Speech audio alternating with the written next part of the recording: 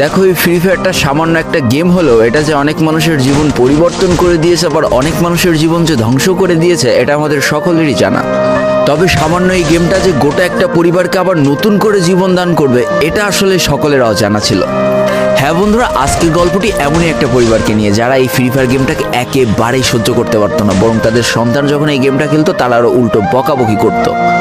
আর ভাগ্যের কি অপূর্ব লীলা খেলা, তখন সেই গেমটা আজকে গোটা পরিবারটাকে বাঁচিয়ে রেখেছে। আর এখন তার বাবা মাও উৎসাহ দেয় তাদের সন্তানকে যে ফ্রি ফায়ার খেলো। এজন্যই চলো জেনে আসি আসলে কি এমন ঘটেছিল ওই পরিবারটার সাথে। তো বেশি ব্যাকপ্যাক না করে ছোট্ট একটা ইন্ট্রো দিয়ে আজকের ভিডিও শুরু করা যায়। তো আজকের গল্পটা শুরু হতে চলেছে ছোট্ট একটা গ্রামের ছোট্ট একটা পরিবারকে নিয়ে। বাবা মা এবং তাদের দুই সন্তান অর্থাৎ দুই ভাই, ছোট্ট একটা পরিবার, খুব সুন্দরভাবে তাদের জীবনযাত্রা চলে যাচ্ছিল। বড় ভাই একটা কোম্পানিতে লেবারের চাকরি করে, বাবা কৃষিকাজ করে, আর তাদের ছোট সন্তান অর্থাৎ ছোট ছেলে কিন্তু ক্লাস 8-এ পড়াশোনা করে। দারিদ্রতার বেড়াজালে আটকে পড়া পরিবারকে সাপোর্ট দেওয়ার জন্য তাদের বড় ভাইকে খুব অল্প বয়সে কাজে চলে যেতে হয়েছে। এই জন্য বড় ভাইয়ের পড়াশোনাটা ঠিকমতো হয়ে ওঠেনি। তবে বাবা মার একটাই স্বপ্ন ছিল যে তাদের ছোট সন্তান অর্থাৎ ছোট ছেলে যাতে উচ্চশিক্ষায় শিক্ষিত হয়। এই জন্য বাবা কৃষিকাজ করলেও সারাদিন মাঠে তুমুল কষ্ট করে এসে বাসায় যখন এসে দেখতো তাদের ছোট সন্তান পড়াশোনা করতেছে, সমস্ত কষ্ট এক চান্সে দূর হয়ে যেত। আর তাদের ছোট সন্তান পরিবারের অভাব দেখতে দেখতে বড় হচ্ছে, তো তাই সে একটা সময় ঠিক করেই ফেলে যে তাকে অনেক বড় হতে হবে, লেখাপড়া করে অনেক বড় মানুষের মতো মানুষ হতে হবে। আর ঠিক এমনটাই হতে থাকে। তাদের ছোট ছেলে খুব ভালো রেজাল্টও করতে থাকে, প্রত্যেক ক্লাসে টপ হতেও থাকে। তবে তার একটা বদ অভ্যাস ছিল, সেটা হচ্ছে ফ্রি ফায়ার গেম খেলা। করোনা চলার সময় যখন তার স্কুল বন্ধ হয়ে যায়, তখন তার বাবা এবং বড় ভাইয়ের জমানো কিছু টাকা দিয়ে তাকে একটা ফোন কিনে দেওয়া হয় অনলাইনে ক্লাস করার জন্য। তার ফোনটা ছিল 3 GB র্যামের একটা ফোন। তবে এইখান থেকেই তার ফ্রি ফায়ার গেমের সাথে পরিচয় হওয়া। সারাদিন পড়াশোনার ফাঁকে সময় পেলেই সে ফ্রি ফায়ার গেম নিয়ে বসে পড়তো। আগে যেমন বাইরে খেলাধুলা করতো, এখন সে আর বাইরে খেলাধুলা করে না, ঘরে বসে সারাদিন ফোন টিপে আর ফোনে গেম খেলে। এদিকে তার বাবা মা যখন ফ্রি ফায়ার গেম খেলা দেখতো তখন প্রচণ্ড পরিমাণ রেগে যেত, এমনকি মারধর পর্যন্ত করতো যে তুই এই গেম খেলা বাদ দিয়ে দে। তবে তাদের ছোট ছেলে যতই বাবা মার বাধ্য সন্তান হোক না কেন, ফ্রি ফায়ার গেমটা ছাড়তে সে একেবারে নারাজ। প্রথম দিকে পড়াশোনার ফাঁকে ফাঁকে গেম খেললো, যখন তার বাবা মা তাকে বকা শুরু করে তখন সে রাতের অন্ধকারে গেম খেলা শুরু করে। তবে বন্ধুরা বলে রাখা ভালো, সে কিন্তু তার পড়াশোনা একেবারেই ঠিক রেখেছিল, অর্থাৎ গেমের কোনো কালো ছায়া পড়াশোনার উপরে কোনোদিনই সে পড়তে দেয়নি, যার কারণে তার রেজাল্টটা মোটামুটি ভালোই হতো। এতদিন পর্যন্ত পরিবারের সবকিছু ঠিকঠাকই ছিল, এবার আস্তে আস্তে পরিবারটা একটু একটু করে ভাঙতে শুরু করবে। পরিবারের সকলের সম্মতিতে পরিবারের বড় ছেলের সাথে পাশের গ্রামের একটা মেয়ের বিবাহ সম্পন্ন করা হয়। আর যেন বিবাহের কয়েক মাস যেতে না যেতে বড় ভাইয়ের পরিবর্তন লক্ষ্য করতে শুরু করা যায়। এতদিন ছোট ভাইয়ের পড়াশোনা খরচ বড় ভাই আর বাবা মিলে চালিয়ে আসলো, এখন আর বড় ভাই কিন্তু ছোট ভাইয়ের পড়াশোনা খরচ দিতে রাজি হয় না। তবে তাতেও খুব একটা ফারাক পড়ে না, কারণ তাদের বাবা এখনো শক্তভাবে তাদের পরিবারটাকে ধরে রেখেছে, অর্থাৎ বাবা কিন্তু কৃষিকাজ করে তাদের পরিবারটা খুব সুন্দরভাবে চালিয়ে নিচ্ছিল।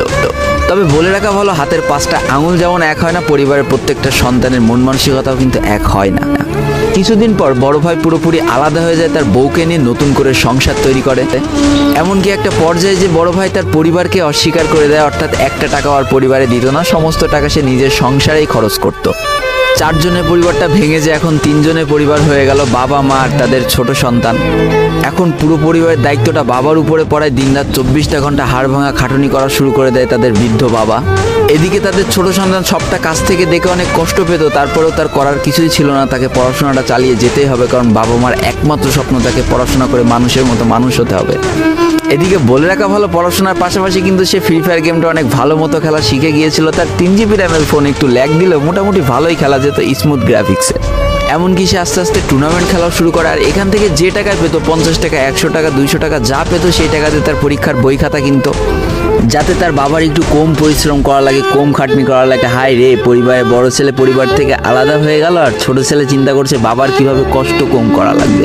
এরই মাঝে সে একদিন চিন্তা করে, সে তো টুর্নামেন্টে অনেক ভালো পারফরমেন্স করছে, তাহলে তার একটা ইউটিউব চ্যানেল খোলার দরকার, অন্তত টুর্নামেন্টের ম্যাচগুলো ইউটিউবে ছাড়লো, যদি কপালে ভালো কিছু লেখা থাকে।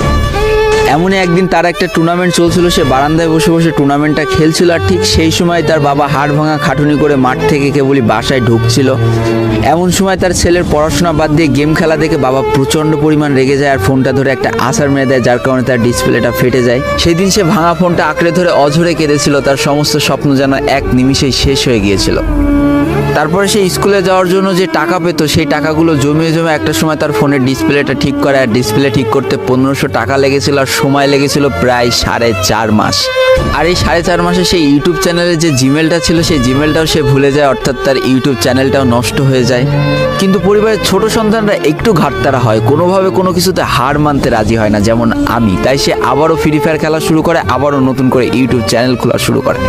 সব কিছু মোটামুটি ঠিকই চলছিল, পড়াশোনাও সে আগের মতোই চলতেছে, এইদিকে টুর্নামেন্টও চলতেছে, এইদিকে ইউটিউবে আস্তে আস্তে তার সাবস্ক্রাইবারও বাড়া শুরু করে, একটা দুইটা এমন করতে করতে। কিন্তু হঠাৎ করে তাদের পরিবারটা জীবনের সব থেকে বড় একটা ধাক্কা খায়।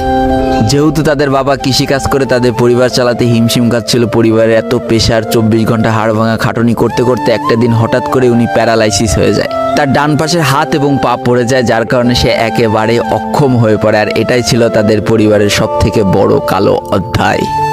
তবে সব থেকে কষ্টের ব্যাপার কি ছিল জানো? পরিবারের এত খারাপ সময়ও তাদের বড় ভাই কিন্তু তাদের পাশে এসে দাঁড়ায় না। এবার শুরু হয় তাদের পরিবারে আসল কষ্ট। না ছোট ছেলের পড়ার টাকা আছে, না বাবার ওষুধ কেনার টাকা আছে, না তাদের 3 বেলা ঠিক মতো খাবার টাকা আছে। কি আর করবে, পরিবারে এই অসহায় অবস্থা দেখে না খেয়ে তো মরা যায় না, তাই তাদের মা লোকের বাসায় কাজ করা শুরু করে দেয়। কিন্তু কাজ করে 3 বেলা খাবার জোটানো গেলেও বাবার ওষুধ আর সন্তানের পড়াশোনার খরচ চালাতে হিমশিম খাচ্ছিল তাদের মা। ঠিক এই সময়টায় পরিবারের ছোট ছেলে সারাদিন চিন্তা করতে থাকে যে আসলে তার কি করা উচিত, কি করলে পরিবারের সবাই ভালো থাকবে, কি করলে বাবার ওষুধ কেনার টাকা সে জোগাড় করতে পারবে, কি করলে বাবা মার স্বপ্ন পূরণের জন্য সে পড়াশোনা করতে পারবে। তার সামনে শুধু একটা অপশনে খোলা ছিল, সেটা হচ্ছে ফ্রি ফায়ার গেমটা। কি আর করবে, সারাদিন সে পড়াশোনা করতো আর সারা রাত ফ্রি ফায়ার গেম খেলে খেলে ভিডিও আপলোড করা শুরু করে ইউটিউবে। তোমরা শুনলে অবাক হয়ে যাওয়া, 24টা ঘন্টার মধ্যে সে মাত্র 4.5 ঘন্টা ঘুমাতো। দিনের বেলা স্কুলে থাকতো, স্কুল থেকে এসে সে একটা চার দোকানে কাজ করতো, চার দোকান থেকে বাসায় এসে পড়াশোনা করতো, পড়াশোনার পরে রাত্রেবেলা ফ্রি ফায়ার গেম খেলে ভিডিও আপলোড করতো। সৃষ্টিকর্তা হয়তো তাদের কষ্টটা দেখেছিল, তাই তার বেশি দিন কষ্ট করা লাগেনি। 4.5 মাসের মাথায় তার একটা ভিডিও ভাইরাল হয়ে যায়। ব্যাস, লাইফের মোড়টা এইখান থেকে ঘুরে গিয়েছিল। তোমরা সকলে জানো একটা ভিডিও ভাইরাল হলে আসলে কি হয়।